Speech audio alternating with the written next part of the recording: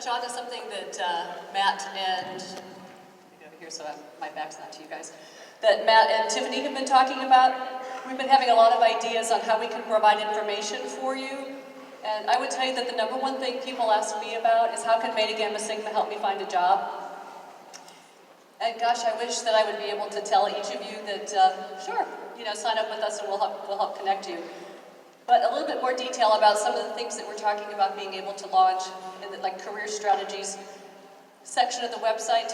Last year, for any of you that were here last year, you may remember me asking how many of you are entrepreneurs, how many of you have your own business, how many of you maybe have started your own nonprofit. Because we wanted to be able, if you have your own business or your own nonprofit, we also wanted to be able to find a place on the website to list that. So if you wanted to do business with Beta Gamma Sigma members, that you'd have that opportunity to do so. So we're still working towards that, and not just for people who've been to the Global Leadership Summit, but BGS members around the world. So when I talk at different alumni events or different student events around the world, it's a common theme, and it's something that we'd like to be able to do also using through Connect BGS and setting up these different kinds of networks and being able to provide that kind of link for you as much as possible. So if you have ideas for us as to how we can do that, because it's different in different countries, it's different in different parts of the United States, we'd love your ideas for that as to what you're looking for, because we can't be a job placement organization, but the best part of that Connect BGS, or the best part of being a member of this organization, is that global network, that anything that can help you connect with somebody that you may or may not know that you need them later, and you can meet them now. There's so many different connections in this room, and people that tell me stories about who they met or how they met them, and it turns out to be a BGS member and somebody that helped them be able to do something in their life, like some of these other examples. We're happy to figure out ways to get you connected. One thing I will tell you too, please connect with me on LinkedIn. If I ever know anybody that you want to know, I'm happy to connect you. And I know that a lot of our other employees are like that. A lot of our board members are like that. You heard some of the speakers flash their information up on the screen too. Please take advantage of that, because we mean it when we say it. The advantage of this network is if we know people that you want to know, let us know and connect with us. I get LinkedIn messages and email messages and text messages from students all the time, and I'm happy to help. If it's a matter of, I'll do it on the same day, but I'm happy to help if you've got questions about things or ways that Beta Gamma Sigma can help you in some of your career success and goals. We're happy to help figure out ways to connect you to the right people. And we're always looking for ideas, especially as we start ramping up this career strategies and the job connections. We have some companies who specifically want to recruit Beta Gamma Sigma members. You may have talked to some of them here these past few days. Geico has hired quite a few Beta Gamma Sigma members, and we have anecdotal information that we're doing a case study that proves that Beta Gamma Sigma members perform at a higher level in Geico's Global Emerging Leadership Program than other people that they hire. Freddie Mac was here for the first time this year. They specifically want to hire Beta Gamma Sigma members in their audit department. That's one of the reasons they were here recruiting this year. So we have companies that we're exploring that with them so that they specifically want Beta Gamma Sigma members. If you know of companies, if you work at companies like that, if your parents work at companies like that or other connections, and you can help promote us having companies recruit Beta Gamma Sigma members, please contact me and we'll work through that. Any questions about anything we can do for you in terms of your career success?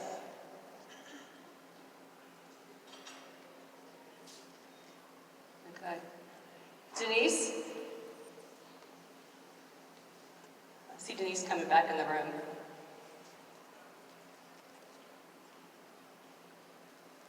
I see Denise slowly walking up this way. I see Denise recognizing I've been filler for a few minutes. I see Denise wanting the microphone. Are you going to go up? Okay. You can only run so fast on a little bit.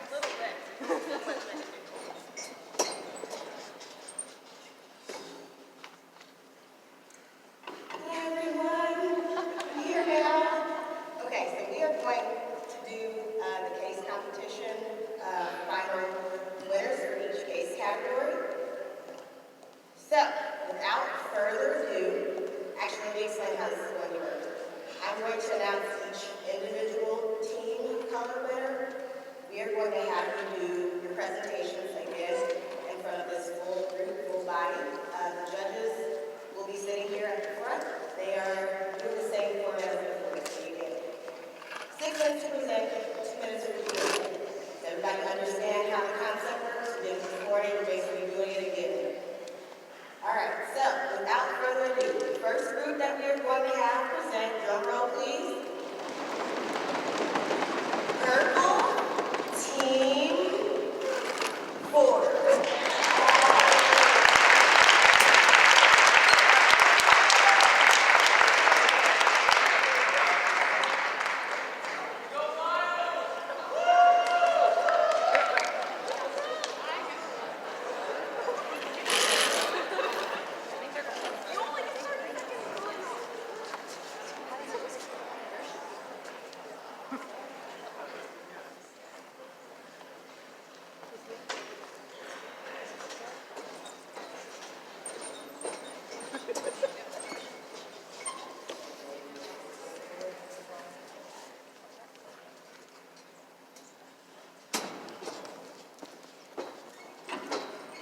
Today's business climate is changing so rapidly in terms of technological development, globalization, and so many other factors that it can feel hard to keep pace.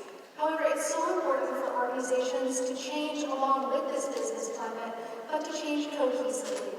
Our client, Flying Parts, is an aircraft manufacturer who is struggling right now to maintain cohesion in their organization as they undergo rapid change.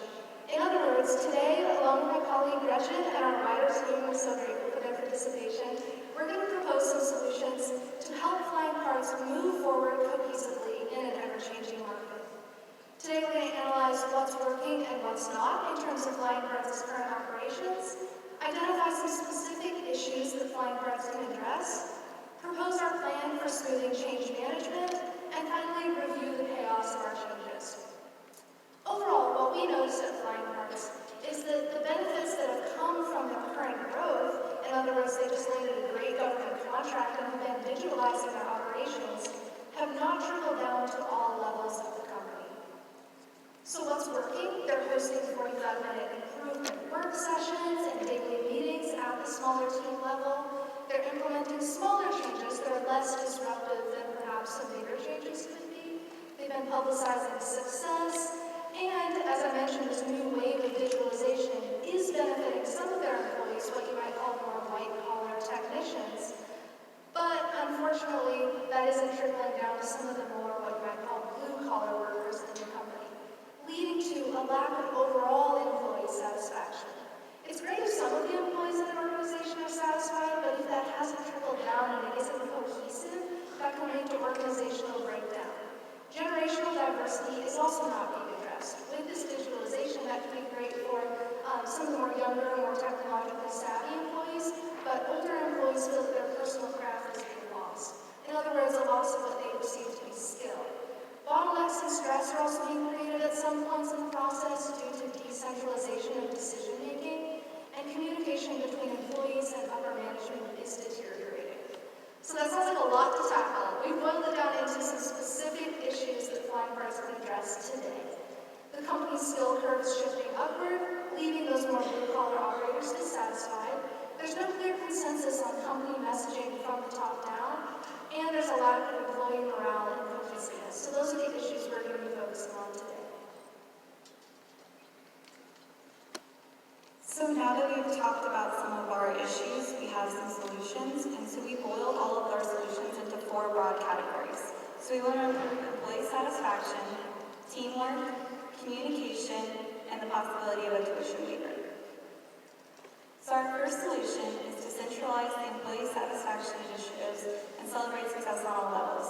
So basically, we feel that the employees don't understand exactly what is being successful about the change. So if we publicize the success, then the change in the company will go over better. And we could do this through interdepartmental celebrations or parties, and at this 45-minute daily meetings, recognizing certain employees that are doing really well.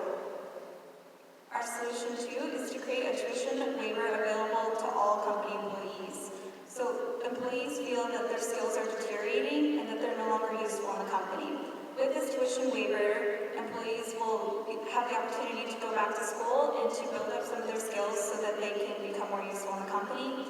And we recognize that not every employee is going to want to do this, so for those more experienced employees who maybe don't have time to go back to school, we would be willing to offer very generous severance packages to them.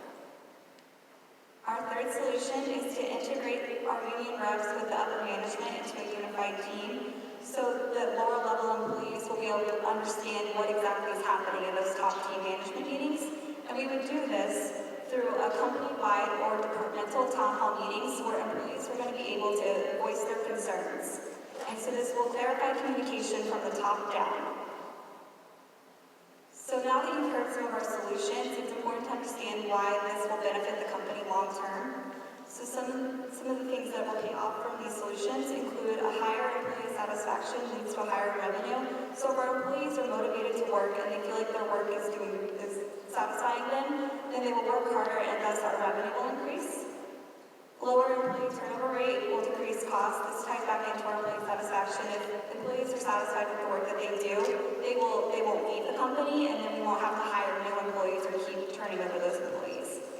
And finally, communication is a universal key to success that will last across decades.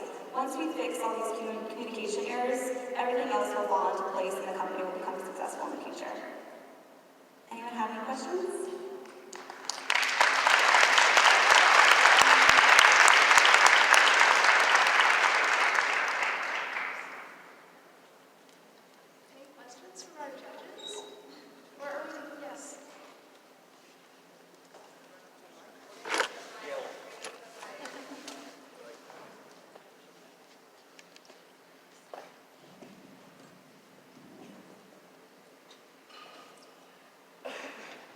Could you say a little bit more about the risks that you see that are associated with the solutions that you're trying to implement?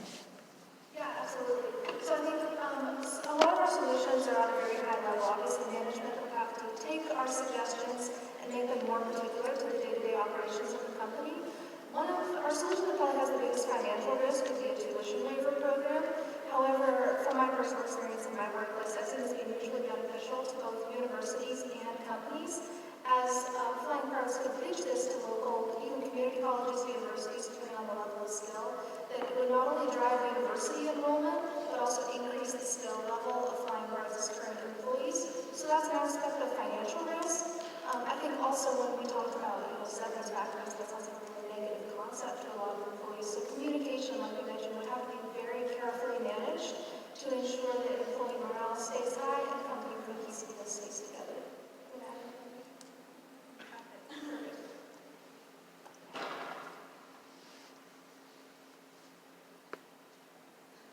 Anyone else? Are we taking questions just from judges? I can ask another question, if I may. Because in your, you suggested tuition waiver, but if I think back to the presentation of Bernie Banks, I think he was talking about the 70-20-10 rule of developing employees. Have you considered that in your deliberations on the solutions, or not at all? And if so, if you've considered it, how would it play out in your proposed solutions? Yeah, no, I think you do make a really good point that formalized training can only do so much for employees. But I think right now the main breakdown that we saw when reading through the flying parts case is that they're already kind of doing that 70 and 20 portion. They're developing relationships in these smaller day-to-day team meetings, and they're giving these white-collar developers more challenging projects to work on. But it's at those lower level, kind of more manufacturing or blue-collar levels of the company where that training truly is needed.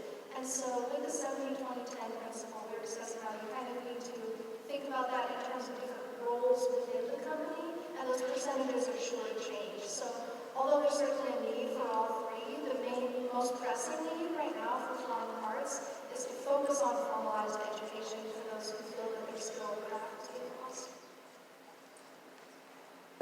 Explain the process for your full team engagement with the project. Yeah, absolutely. So we started, we had originally 10 members of our team, but we knew that 3 couldn't make it because we had to leave early. read the case through, we talked about the case and kind of summarized it, and like the key things that we took from it, and then we made like a long list of issues that we saw, and then with like those 4 categories we had, we basically tried to put all of the issues that we could think of, like the ones that really affected the company, and talk about those, and then find solutions for those, because if we could solve like communication, for example, we feel that the rest of the problems will just kind of disappear. Thank you, Purple Team 4. Give them another round of applause.